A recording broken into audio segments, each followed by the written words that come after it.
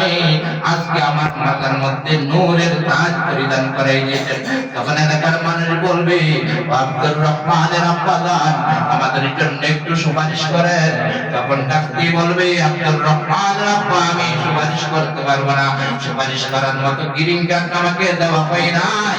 তবে তোমরা দাও, এই ময়দানে মাহশারের মধ্যে খুঁজে দেখো আব্দুর রহমানকে, যদি তাকে পাও তাকে বলবা, ও আব্দুর রহমান তুমি তো আমার এলাকার ছেলে, তুমি তো আমার ভাতিজা, তোমাকে তো আমি অনেক সময় সহযোগিতা করেছি, তোমাকে আমি সাপোর্ট দিয়েছি, তুমি মাদ্রাসা থেকে একবার পালাই গেছিলা, তোমাকে সহযোগিতা করে আমি মাদ্রাসা পর্যন্ত পালাই দিয়েছি, তুমি একটু আমার জন্য সুপারিশ করো।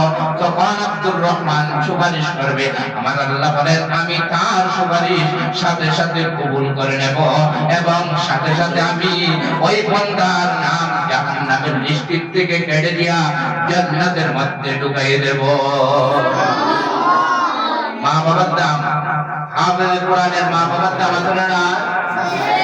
হাফেজ কোরআনের দাম আছে না? এলমওয়ালা মানুষের দাম আছে না? 3 নম্বরের কথা হলো, এমনি হাফেজ পাওয়া যায় না। কোরআন